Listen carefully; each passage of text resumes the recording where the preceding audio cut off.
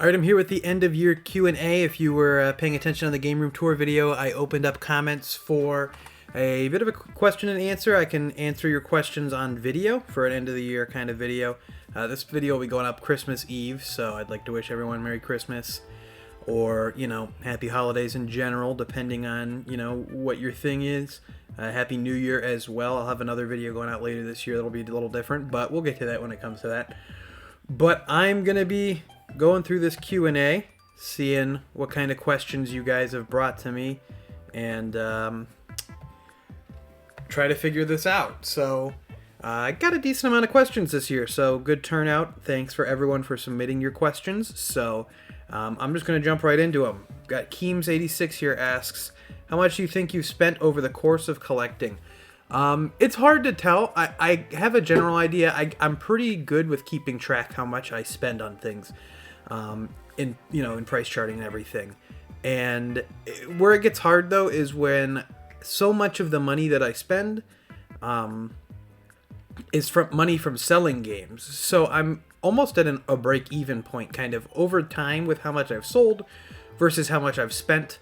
So the official number is somewhere in the $20,000 range, which seems like a lot, and it is. It's a lot of money. But when you do that over, 11 years or so, it starts to be a little bit more spread out. Almost 12 years now, it starts to get a little bit more spread out, and just the fact that I've made so much money on eBay that I put back into buying games. I really only use that eBay money most of the time for gaming stuff. So it's like.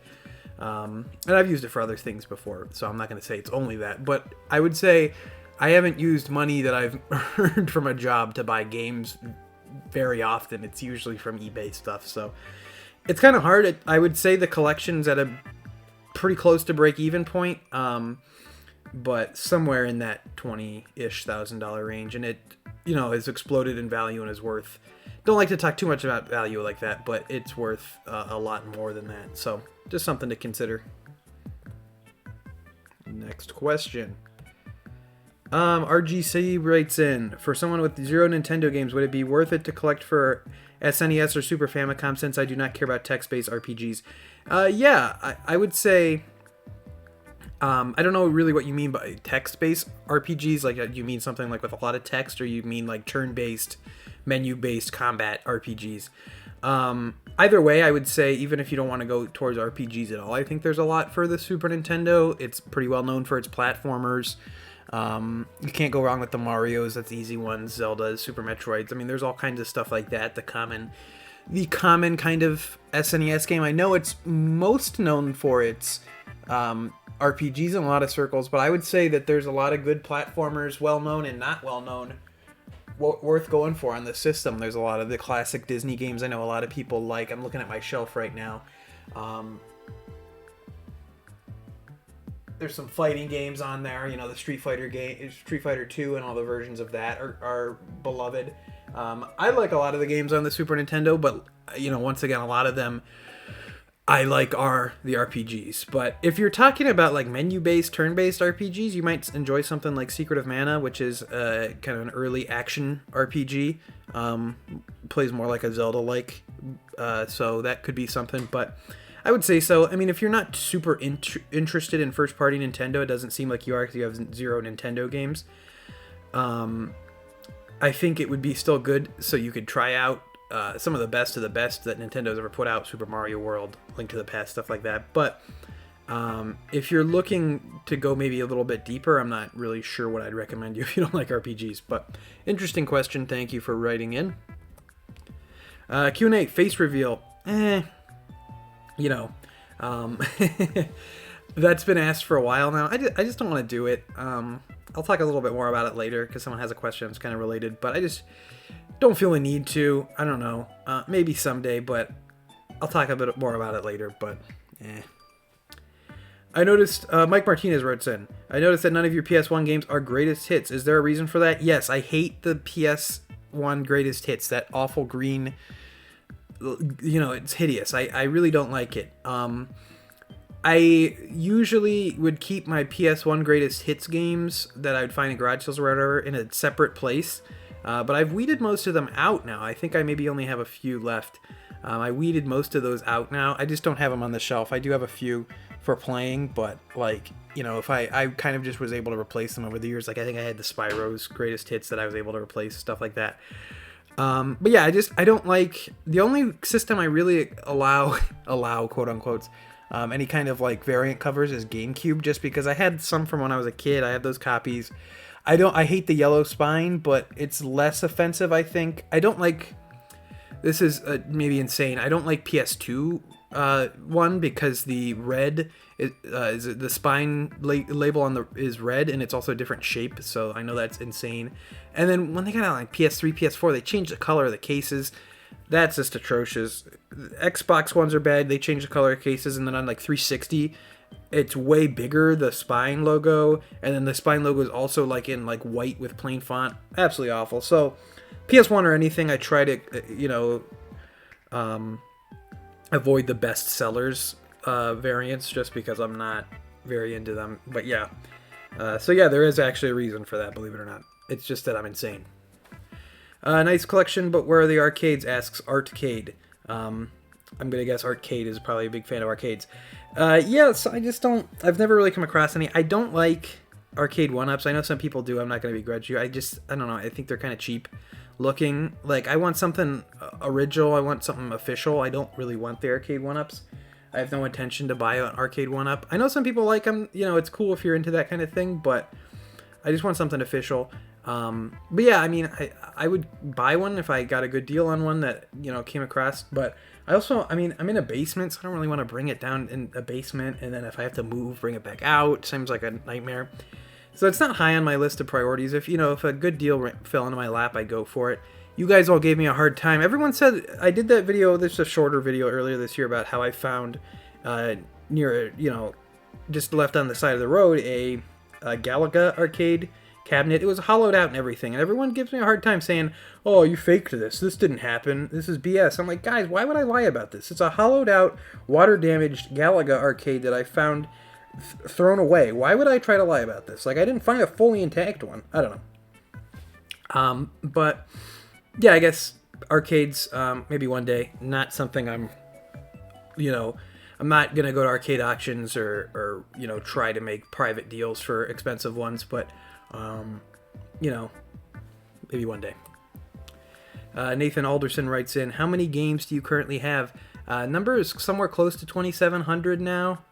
I have an account in my video game price charting, but unfortunately that also counts console and console variants I have, and Amiibo I have, and Nintendo Power magazines towards my total goal.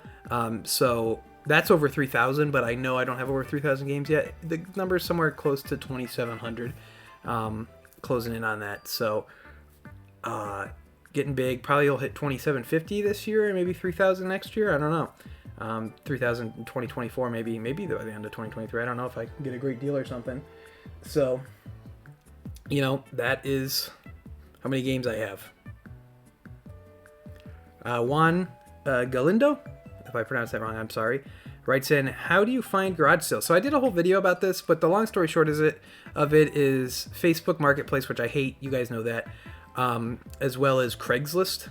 And then just kind of driving around. I live in an area where there's a lot of cities and also smaller communities nearby. So just kind of driving around main roads that I know neighborhoods and are based off of is a good way of trying to find them off the road. And sometimes those ones aren't hit as much as the Facebook ones or the Craigslist ones. But Facebook and Craigslist are the main ones. There's also some garage sale finder websites you can go to, which aggregate some stuff from Facebook and Craigslist too. So that's helpful, but those are the main ones. I did a video more in depth about how I choose which ones to go to. I always try to hit as many as possible because it's just purely a numbers game. So try to hit as many as possible. So prioritize neighborhood sales, community sales, stuff like that. But also you got to know to prioritize which neighborhood sales you should prioritize. If it's a neighborhood sale full of mostly older people, usually not going to be great. If it's a neighborhood sale full of younger families, like a brand new built allotment with people with little kids, also not usually great. You want to try to get like people in their 40s, 50s, and 60s That's kind of the peak for that kind of thing. So that's the short version. I'll put that video in the description probably if you want to check that out, just because I go into it more in depth there. Iron Lung 63, my biggest fan, says, nice, awesome collection. What's next for the Objo? So 2023, I'm planning on continue going. It'll be my, I guess technically it'll be 9 years since I started doing YouTube as I'm doing it now with collection videos. You know, I've been on YouTube since 2011, but making videos. But this kind of collecting videos, it'll be my 9th year. Not quite sure how much I'm going to change. I'd like to get into streaming a little bit more. I did that Sonic stream earlier in the year, but I just got to find the time for that. Probably during the summer, we'll maybe start up streaming more. Work on my collection, completing my collections for N64 Dreamcast. I'd like to close that gap decently. I don't expect the pace and the way I'm finding stuff, I don't expect to get everything finished by the end of this year. You never know, but like to close the gap on those and just keep hitting the garage sales, going to Japan again, so make some videos of that, and maybe try to start doing more deals, more private deals, buying collections, maybe making more eBay selling videos. You know, I do sell on eBay. That's how I fund my collection mostly. So make some more maybe videos of eBay selling. If you have any recommendations for what I could do there, leave a comment there. But that's the gist of it. I think that's kind of what I'm going into for the coming year. I'm going to continue doing live garage sale pickups. Hopefully my camera work will get better than it was last year, but last year was my first season of doing that. But yeah, maybe start doing some private sales with you guys. Figure out a good way to do that without doxing myself, if anyone's interested in that. I don't know. So just kind of continue to go how I'm going. Sky85, famous beloved Monster Hunter YouTuber, writes in for the Q&A. What frames do you use for the Skyward Sword and Bowser's Fury posters? I don't know the specific frames. I got them at Hobby Lobby. I think they were like $8 or something like that. And those, like I said, those are from GameStop, those posters. And usually you'd expect some pretty tacky posters from GameStop, but these ones were pretty nice. So I figured, yeah, I'll throw them up. They look pretty good. But guys, if you're going to have posters, frame your posters, guys. Come on, don't put your posters up on a wall like you're 13 years old. You know, have some respect for yourself. Have some respect for your space. Frame your posters, guys. Come on. Are you going to attempt any more Knack 2 speedruns? This is a reference to the fact that I hold the number 2 in the world Knack 2 co-op speedrun alongside Sky85. We did a co-op speedrun of Knack 2 that is on his channel. No commentary or anything, because we were like dead. We played the game entirely in about 5 hours in one sitting. Not a good experience. I'm not going to attempt any more Knack 2 speedruns. If I hit 10,000 subscribers by the end of this year, I will do another Knack 2 speedrun, but not co-op, just by myself.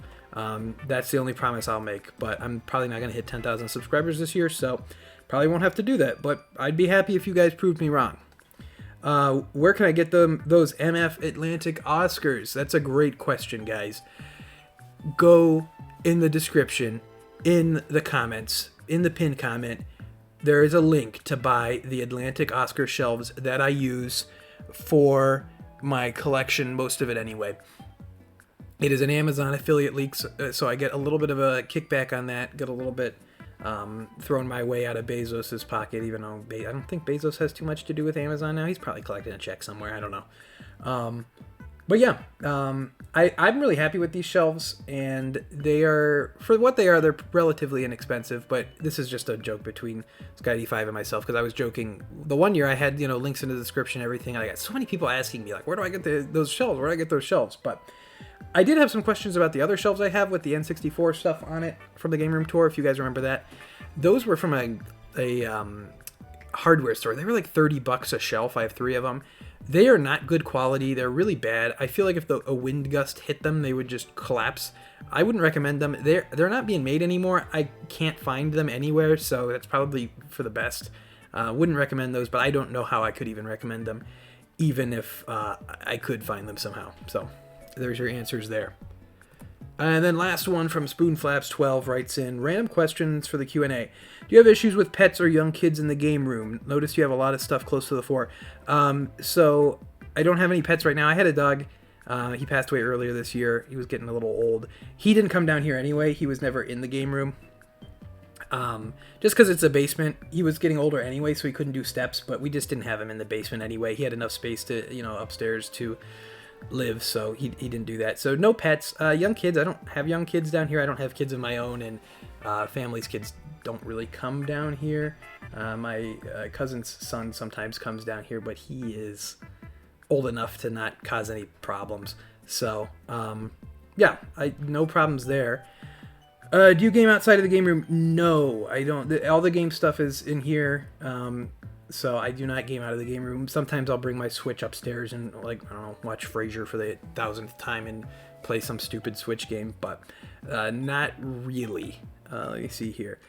Do you still try to slowly piece together a complete game? I stopped trying to piece things together once manuals started exceeding $30, and now I only bother trying to get it complete when I buy things like GameCube, SNES, and 64.